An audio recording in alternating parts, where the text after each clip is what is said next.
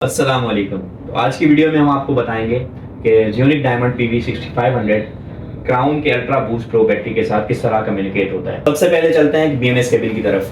کیونکہ انورٹر اور بیٹری دونوں آپس میں RS485 پروٹوکول پہ کمیونیکیٹ کرتے ہیں تو سب سے پہلے ہم اس کی کیبل جنریٹ کریں گے. کیبل کو بنانے کے لیے بیٹری کے جو پوائنٹس ہیں وہ پوائنٹ نمبر 1 اور 2 ہیں، جبکہ انورٹر کے جو پوائنٹس ہیں وہ 2 اور 1 ہیں. اس طرح ہم ایک موڈیفائڈ کیبل بنا لیں گے. BMS کیبل کے پوائنٹ نمبر 1 اور 2 جس طرف سے کنیکٹڈ ہیں اس کو ہم بیٹری کے پورٹ کے کوم پورٹ پہ لگا دیں گے اور انورٹر کے ہم BMS پورٹ میں انسرٹ کر دیں گے. چلتے ہیں انورٹر کی سیٹنگ کی طرف. انورٹر کی سیٹنگ نمبر 5 پہ ہم نے LIL سلیکٹ کرنا ہے. اس کو کرنے کے لیے ہم انٹر بٹن کو پریس کریں گے. سیٹنگ نمبر 5 میں ہم نے LIL سلیکٹ کرنا ہے.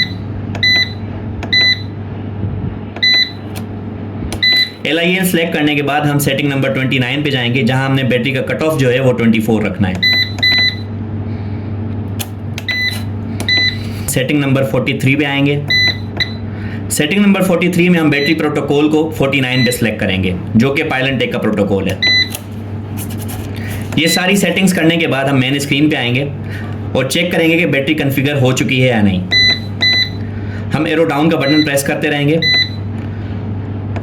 اور یہ دیکھیں بیٹری کا BMS کا ڈیٹا ہمارے پاس آ چکا ہے. 50% بیٹری ریمیننگ ہے. 26.2 بیٹری کے وولٹیجز ہیں. یہ چارجنگ کرنٹ ہے. 24 وولٹ ہم نے کٹ آف رکھا ہوا ہے. یہ سیلز کی منیمم اور میکسیمم ویلیو آ گئی ہمارے پاس. یہ ہمارے پاس سیلز کا ٹیمپریچر آ گیا. تو یہ ہم نے دیکھا بیٹری انورٹر کے ساتھ سکسیسفلی کمیونیکیٹ ہو گئی اور بیٹری کا کمپلیٹ ڈیٹا انورٹر کی اسکرین پہ شو ہو گیا ہے. Thank you.